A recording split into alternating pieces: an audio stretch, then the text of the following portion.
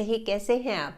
Ego कहने को तो एक बहुत छोटा सा शब्द है, पर रिश्तों पर अक्सर बहुत भारी पड़ जाता है।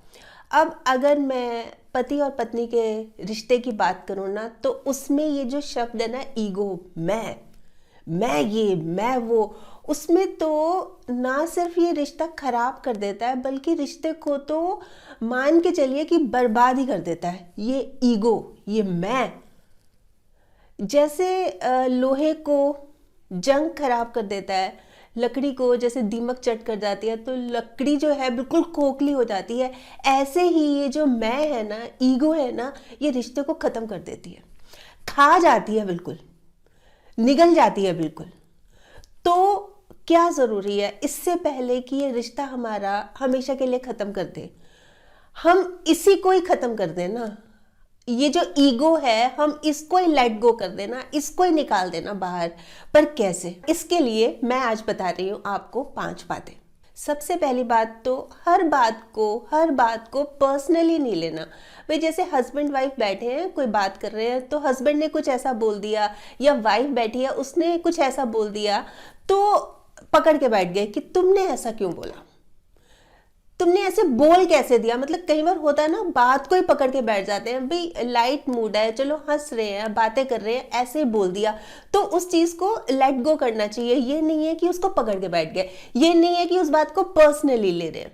हाँ, पर एक चीज है कि मान लीजिए हस्बैंड की आदत ही है इस तरह से हमेशा ही कहना, या वाइफ की आदत है कि हमेशा दोस्तों के सामने या फैमिली मेंबर्स के सामने इस तरह से टॉन्ट करना, इस तरह से बात करना, अगर ये आदत ही है फिर तो बात करनी चाहिए, फिर इस चीज़ को जाने नहीं देना, फिर खुल के बैठ के आराम से बात करनी है कि ऐसा क्यों हो रहा है।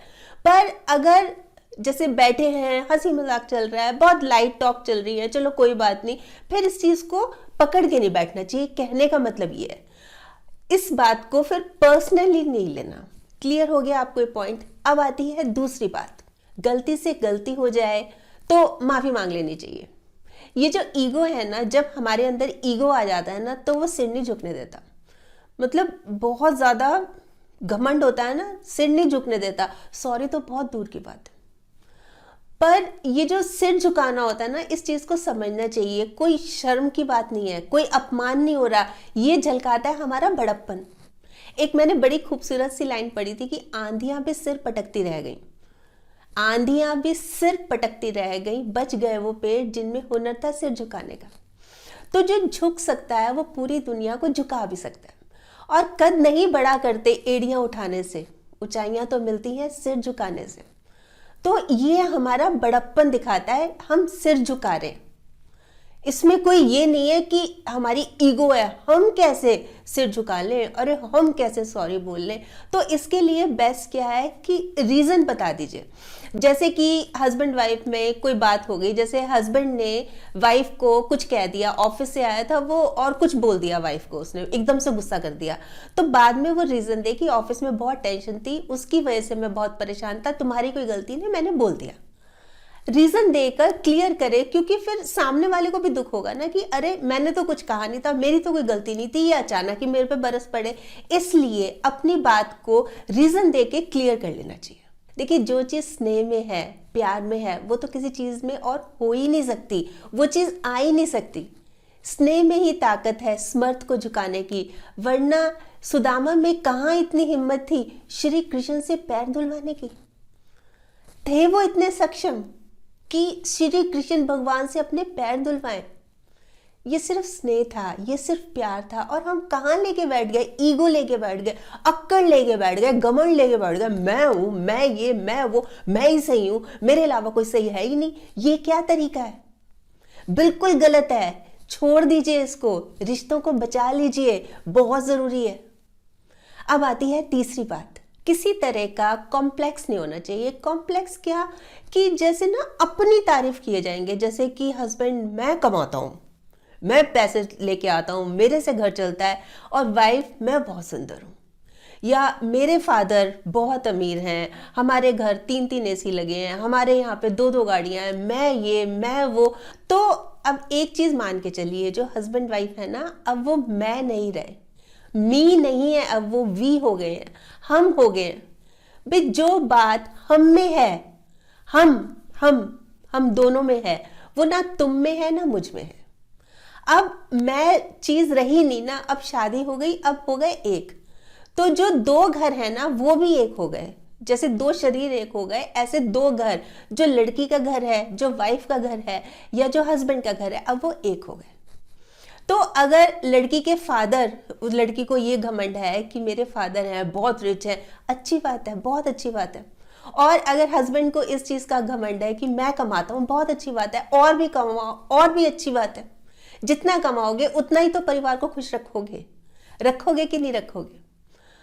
तो ये जो है ना कि मैं ये चीज को हटाना है। देखिए, अगर एक औरत अपने पति के पीछे है तो वो उसका सम्मान कर रही है, एक औरत अपने पति के आगे है तो वो उनकी ढाल बन के खड़ी है। और अगर दोनों बराबर हैं, मतलब दोनों ही अर्निंग है, दोनों ही कमाते हैं, फिर तो बाहर ही बाहर है ना, फिर तो जिंदगी में बाहर ही बाहर है, फिर तो बहुत ही अच्छी बात है। तो ये जो कम ज्यादा वाली बात है ना कि मैं हूं, ये चीज को हटा दीजिए, कुछ नहीं रखा इसमें। एक ना मैं बहुत कड़वी सी लाइन बोलूं, मतलब कटु सत्य है ये, अकड़ते अकड़ते एक दिन अकड़ ही जाना है। मतलब अकड़ तो रहे हैं, अकड़ अकड़ के चल रहे हैं, अकड़ अकड़ के बात कर रहे हैं, एक दिन अकड़ ही जाना है। और किस बात का घमंड है, आज तो आप मिट्टी के ऊपर हैं, कल मिट्टी के नीचे होंगे, किस लिए। ये जो समय है ना और भाग्य, इसको लेकर कभी अहंकार नहीं करना चाहिए, कभी अहंकार नहीं करना चाहिए, क्योंकि ये परिवर्तनशील है, ये बदलते रहते हैं। आज समय है, आज एक लेडी बहुत सुंदर है, हो सकता है 10 साल बाद वो चीज ना रहे। आज एक आदमी बहुत रिच है, हो सकता है 10 साल बाद ना रहे। तो ये घमंड, ये मैं, मेरे पास इतना पैसा, मेरे पास इतना पैसा, हो सकता है 10 साल बाद ना रहे, फिर नहीं करना चाहिए घमंड। रिश्ते खराब हो रहे हैं, क्यों नहीं समझते इस बात को, समझिए, बात की गहराई को समझिए। अब आता है फोर्थ पॉइंट, एक दूसरे को नीचा नहीं दिखाना। ना जाने कितने रिश्ते टूट गए इस भ्रम में, मैं सही हूं, मैं ही सही हूं। ये जो भ्रम हो जाता है ना, बस मैं, ये जो ईगो है तो उसमें मैं अपने आप को ही हम सही मानते हैं, अपना ही, मतलब अपनी बात ही रखनी है और अपने आप को ही सही। भी मैं तो गलत कभी हो ही नहीं सकता, सामने वाला कभी सही हो नहीं सकता, मैं कभी गलत हो नहीं सकता। ये चीज, इस भ्रम में ना जाने कितने रिश्ते टूट गए। मान के चलिए कि परफेक्ट तो कोई भी नहीं होता, हर किसी में प्लस माइनस पॉइंट होते हैं। ऐसे ही हस्बैंड वाइफ में भी है। भाई हस्बैंड किसी चीज में अच्छे है तो वाइफ कम है, वाइफ किसी चीज में अच्छी है तो हस्बैंड उसमें परफेक्ट नहीं है। कोई बहुत बड़ा इशू थोड़ी ना है। हम क्या है, इसको प्रेस्टीज इशू बना लेते हैं और नीचा दिखाते हैं। अब जैसे हस्बैंड वाइफ है, ठीक है, तो हस्बैंड जो है बहुत फिट है, मतलब एकदम एक्टिव है, फिट है, अपने आप का पूरा ध्यान रखते हैं, वो जिम वगैरह जाते हैं। अच्छा, वाइफ है, वो थोड़ी सी मोटी है, तो उनका मजाक उड़ाना, ये कह के मेरे को देखो मैं कितना फिट हूँ, मैं ये करता हूँ, मैं वो करता हूँ, उसकी बजाय वाइफ को ये कहना कि देखो तुम काम तो सारे अच्छे से कर रही हो, सारा घर संभाल रही हो, बस थोड़ा सा और फिट हो जाओगी तो और भी अच्छी लगोगी, और ये ज़रूरी भी है, और ये सेहत के लिए ज़रूरी भी है। इस तरह से बताया जाएगा, इस तरह से समझाया जाएगा तो बहुत फर्क पड़ता है। और जहाँ पर हस्बैंड ने बोला अरे अपना ध्यान तो रखती नहीं हो, देखो तुम कैसी मोटी होती जा रही हो, पड़ोस की उनको देखो या उनको देखो, मतलब फिर वो कंपैरिजन करना, या मेरे ऑफिस में है वो एक लेडी, वो ऐसे करती है, वो ऐसे करती है, फिर वो चीज अच्छी नहीं लगती, वो चीज महसूस होती है। तो इस तरह से किस लिए बोलना। अगर कोई माइनस पॉइंट है तो उनको समझाइए, इस तरह से समझाइए कि वो इम्प्रूव कर सके, या उनके जो कोई प्लस पॉइंट है, मतलब उनकी कोई अच्छी बातें हैं, उसको अप्रिशिएट भी कीजिए कि ये चीज तुम्हारी ना बहुत ही अच्छी है, ये चीज तो तुम्हारी कमाल ही है। उससे क्या होता है कि एक उत्साह बना रहता है। और जहां पर मैं आ गया ना कि मैं देखो मैं कितना एक्टिव रहता हूं, मैं देखो मैं कितना फिट रहता हूं और तुम देखो, तो वहीं पर फिर ना थोड़ा सा क्लैश होना शुरू हो जाता है रिश्तों में। क्लियर हो गया ये पॉइंट। अब आता है फिफ्थ पॉइंट, ओवर एक्सपेक्टेशंस नहीं रखनी। कई बार क्या होता है कि जैसे हस्बैंड है, मान लीजिए, वो वाइफ से ये है कि भाई मैं जैसे ऑफिस से आऊँ, मतलब 1 घंटा मेरे आसपास ही रहनी चाहिए, 1 घंटा मेरे आसपास रहनी चाहिए। वाइफ के लिए पॉसिबल नहीं है। वो क्यों? क्योंकि हस्बैंड आते हैं 8 बजे। 8 बजे होता है घर पर फैमिली में खाने का टाइम, मतलब जैसे पेरेंट्स हैं, हस्बैंड है, उसके पेरेंट्स हैं, उनके खाने का टाइम होता है, फिर बच्चे हैं, उनको टाइम से खाना खिला के फिर सुलाना है। तो ये जो 1 घंटा है ये वो अफोर्ड नहीं कर सकती वाइफ।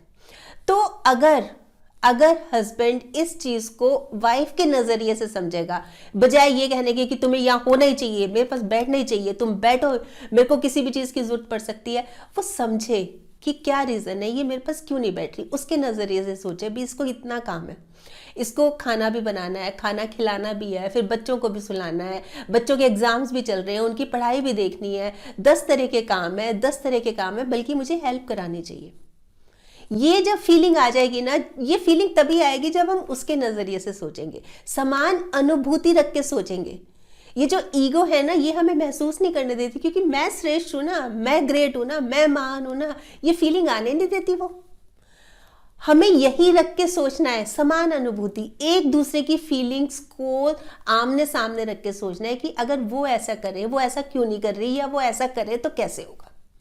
बहुत फर्क पड़ता है इससे। तो कुल मिलाकर एक दूसरे का रखना है ख्याल, एक दूसरे की करनी है केयर। मतलब जो अपने बारे में बातें कर रहे हैं, हम अपनी अपनी तारीफ किए जा रहे हैं, मैं ऐसा, मैं वैसी, तो उससे हट के ना सामने वाले को अप्रिशिएट करना है। देखिए, ये जो दोनों है ना, हस्बैंड और वाइफ, कहते हैं ना कि अगर औरत त्याग की मूरत है तो आदमी भी तो संघर्ष की सूरत है। कैसे कह दे महान किसी को, दोनों एक दूसरे की जरूरत है, ये दोनों एक दूसरे के पूरक हैं, एक दूसरे के बिना अधूरे हैं। तो फिर किस लिए अहम लाना है, मैं किस लिए लाना है, फिर जरूरत क्या है इसकी। देखिए, आपको पता है कि औरत की उम्र और पुरुष की कमाई किस लिए नहीं पूछी जाती। हम बोलते हैं ना, औरत की उम्र नहीं पूछते, पुरुष की कमाई नहीं पूछते, किस लिए नहीं पूछते। वो इसलिए कि औरत कभी अपने लिए नहीं जीती, और पुरुष जो है ना, अपने लिए नहीं कमाता। जब वो दूसरों के लिए कमा रहा है, एक दूसरे का ख्याल रख रहे हैं, तो फिर ये अहम नाम की चीज किस लिए आ गई। मन से ना, ये अहम है ना, मैं, इसको निकाल देना चाहिए। देखिए, जो मन है ना, हमारा मन बहुत चमत्कारी शब्द है। कैसे कि जैसे मन के आगे न लगा दो तो क्या बन गया, नमन। और अगर मन के पीछे ना लगा दो तो क्या बन गया, मनन। रिश्तों में अलग ही तरह की खूबसूरती का एहसास होगा अगर हम इन चीज़ों को अपना लेंगे, नमन करते चलेंगे, मनन करते चलेंगे, सार्थक हो जाएंगे हमारे रिश्ते, बहुत फर्क पड़ेगा।